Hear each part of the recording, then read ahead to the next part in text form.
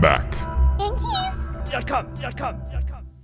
To remove your F7 key, take your tool, place it underneath the bottom of the key, and whatever tool you're using, paperclip, toothpick, or spudger.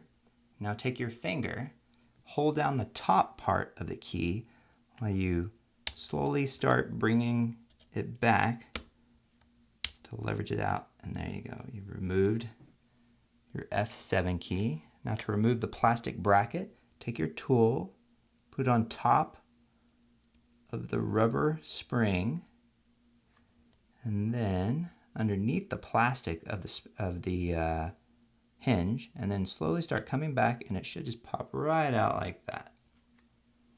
Now get your replacement hinge, and you'll notice this hinge, it's got a continuous piece of plastic on the top, and then at the bottom it has two separations.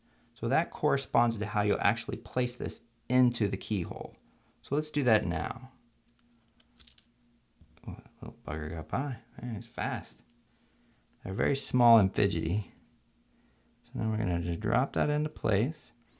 Now you're going to use your finger and press on both sides to clip it into place. Okay, that's good.